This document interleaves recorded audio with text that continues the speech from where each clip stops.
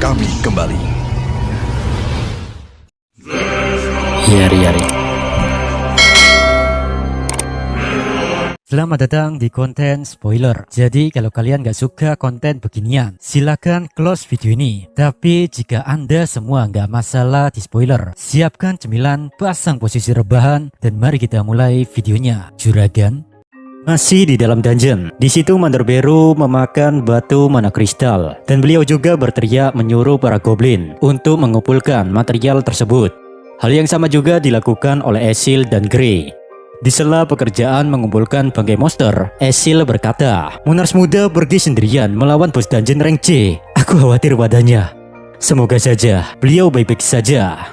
Sementara itu, meski berhadapan dengan monster laba-laba raksasa, Suho dengan gesit menghindari serangan lawannya dan tanpa ragu pula menghampiri targetnya sembari melepaskan tebasan Storm Slash. Walau tebasan Suho dapat mengenai tubuh lawannya, tapi hal itu tak memberikan luka serius pada laba-laba tersebut. Sistem pun mengkonfirmasi bahwa bos dungeon ini memiliki resistensi yang tinggi.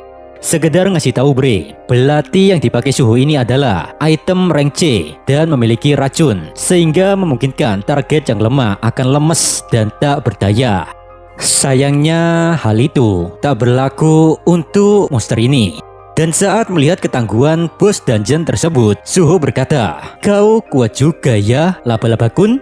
Tak kusangka belati ini tak mempan terhadapmu. Tapi ya, bodoh amat. Nih makan, gua gak butuh lagi belati ampas itu. Sambil mengatakan itu, Suho melemparkan senjatanya ke arah laba-laba tersebut. Lalu setelahnya, MC kebanggaan kita berlari menuju targetnya, sembari bersiap dengan bogemnya. Jebret. Dalam sekejap, satu pukulan yang beliau lepaskan berhasil mengempaskan monster tersebut beberapa meter. Dan biar makin mantep, belati atau dagger yang Suho lemparkan tadi, dia gerakan dengan kekuatan batukunya untuk menyerang secara bertubi-tubi ke arah targetnya. Di sela kesibukan gencaran tebasan itu, laba-laba ini terlihat sangat murka. Tak peduli gimana perasaan monster tersebut, Suho berlari untuk menyerangnya lagi.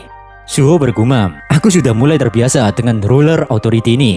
Kalau dipikir-pikir lagi, kenapa aku cuma menggunakan skill Ruler Authority kepada suatu objek? Aku jadi penasaran, apa yang akan terjadi jika aku menggunakan skill ini di dalam bogemku? Dengan pemikiran itu, Suho bersiap dengan tinju yang dilapisi Ruler Authority.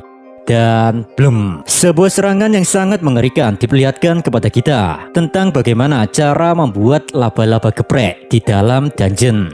Satu bogem, satu cinta, satu manja Multisat Boy Suho itu dalam sekejap mata membuat duel ini berakhir dengan begitu cepatnya. Notif dari sistem pun muncul. Anda telah mengalahkan Giant Arachne. Anda naik level. Skill Ruler Authority juga telah naik level.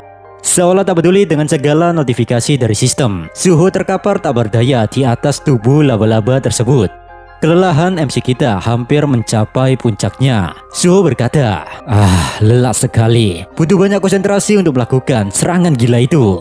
Kalau begini sih, jurus kakek Sugiono yaitu Ruler Authority dikombo dengan tinju tak mungkin bisa digunakan berkali-kali dalam sebuah pertempuran. Sangat disayangkan. Setelah rebahan beberapa menit, Suho pun balik ke tempat rekan-rekannya. Sambil berjalan, MC kita bergumam, aku harus memikirkan jurus baru selain tinju kakek Sugiono. Ada jutaan cara dalam bertarung, tergantung bagaimana aku bisa menggunakan Ruler Authority seefisien dan seefektif mungkin. Di sisi yang lain, menyambut kedatangan bos besarnya, Esil pun menyapanya. Monars muda, apa Anda telah mengalahkan bos dungeon ini? Suho menjawab, hehehe, iya aku menang tuh. Sambil mengunyah batu kristal mana, Beru terkesan akan hal itu. Monars muda, Anda bisa mengalahkannya tanpa bantuan dariku ya. Hamba ini sangat terkesan loh.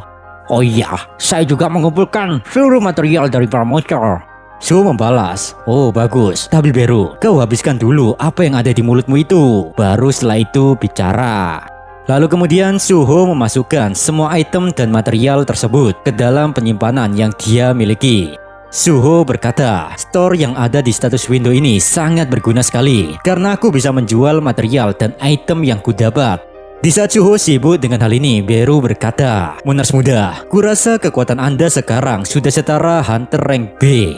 Suho membalas, begitu ya. Itu sih tak terlalu mengejutkanku Beru, karena levelku meningkat 8 kali. Kemudian sambil menunjuk Esil, Beru berkata, Monarch muda, aku yakin semakin kuat Anda, maka para kerucu-kerucu ini juga ikutan kuat pula. Sejenak Suho menatap dua rekannya itu. Suho berkata, sudah mati, Esil dan Grey sekarang memiliki level. Esil membalas, lah kok aneh kami bisa memiliki level? Padahal kami kan bukan seorang player ya, seperti Anda ataupun Jinwoo sama. Bahkan kami juga tak bisa melihat status window. Sontak ucapan Esil membuat Suho mikir. Dia bergumam, walaupun Esil dan Grey bisa naik level, tapi mereka tidak bisa mengatur poin statusnya. Jadi pertanyaannya, apakah status mereka meningkat juga ketika levelnya naik? Tapi yang penting sekarang aku sudah tahu kalau Esil dan Grey bisa bertambah kuat. Banyak sekali teka-teki yang harus kugali tentang cara kerja sistem ini. Dengan ekspresi gembira dan menyilangkan tangannya, Suho berkata, Minasan, mari kita cari tahu apakah kalian bisa naik level beneran atau enggak. Kalau begitu, ayo lakukan raid lagi hari ini. Esil membalas, Nani, jangan ngadi-ngadi abangku. Kita sudah melakukan raid 2 kali hari ini loh. Gak mau memasakkan kehendaknya, Suho pun mengajak mereka semua balik ke Shadow Dungeon. Dia berkata, kalian kan mengeluh kecapean ya. Ya udah kita tuntaskan dulu daily quest. Sebelum menyelesaikan ucapannya, mata Suho terperangah dengan pemandangan di hadapannya, di mana muncul sebuah red gate di dalam Shadow Dungeon. Bahkan gate itu juga mengeluarkan hawa yang sangat panas. Suho bertanya, Beru, apa sebuah gate bisa muncul di dalam Shadow Dungeon juga kah? Beru menjawab, ya mana tahu kok tanya saya. Di saat yang sama notifikasi dari sistem muncul. Quest mendesak, redakan dimensi. Cepat masuk ke dalam gate ini dan musnahkan penyebab retakan dimensi. Sontak saja pemberitahuan dari sistem tersebut membuat Suho tersenyum bahagia. Lalu Suho pun memberikan sebuah jubah anti panas kepada Esil dan Grey. Setelah semuanya telah memakai jubah, Suho berkata, sempurna. Quest mendesak sangat berguna untuk menaikkan level kita. Jadi Minasan, mari masuk ke dalam gate misterius ini. Kemudian panel berpindah di sebuah tempat lautan padang pasir yang ada di Mesir. Dan di sana ada dungeon tipe lapangan dengan bentuk piramida. Sementara itu di depan pintu masuk dungeon ada seorang hunter rank B bernama Liu Xing dari kuil Asura. Sembari menodongkan pedangnya ke arah seorang pria, Liu berkata, Bagaya roh, beraninya kau mengusir kami. Yang datang duluan itu kami, bukan kalian, tahu? Lantas lawan bicara Liu yang bernama Randolph. Dia berasal dari kuil Thomas Lebeu. Randolph membalas, peduli setan, aku tak mau tahu. Ku beritahu padamu, aku adalah hunter rank A dari kuil Scavenger, dan dungeon ini milik kuil kami sekarang. Jika kalian tetap masih keras kepala tak mau meninggalkan dungeon ini, maka akan kuanggap sebagai deklarasi perang. Mendengar ucapan pria di hadapannya, Liu bergumam, sialan, setelah sejauh ini tak mungkin aku mundur begitu saja kan? Dengan pemikiran itu, Liu memerintahkan para pasukannya untuk bersiap memulai pertarungan. Menanggapi itu, Randolph tak memasang kuda-kuda, melainkan beliau masih santai dengan menyilangkan tangannya. Di tengah ketegangan tersebut, tiba-tiba seseorang mengangkat tangannya sambil berkata, Anu. Sontak saja Liu dan Randolph langsung memalingkan pandangannya ke sosok tersebut. Dan ternyata orang itu adalah Suho. Suho bertanya, itu Kumini, ini ada di mana ya? Sebelum kisah ini dilanjutkan, cerita agak mundur ke belakang ya Bre, yaitu 30 menit sebelumnya. Saat itu ketika Suho bersama dua rekannya baru memasuki gate, beliau nyasar dan dikirimkan sistem ke sebuah padang pasir yang sangat luas.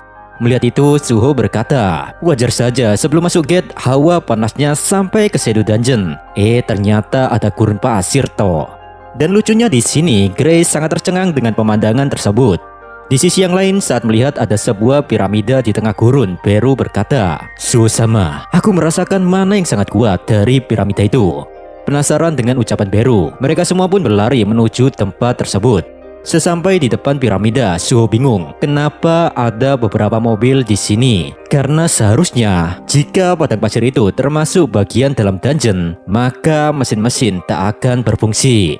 Menyimpulkan ucapan Susama, Esil yakin tempat ini bukanlah sebuah dungeon, dan dia berpikir bahwa mereka sedang melintasi dunia melalui sebuah gate. Mengesampingkan anomali yang tidak mereka ketahui itu, Suho berencana membuka suatu dungeon untuk memeriksa gate yang baru mereka selesaikan.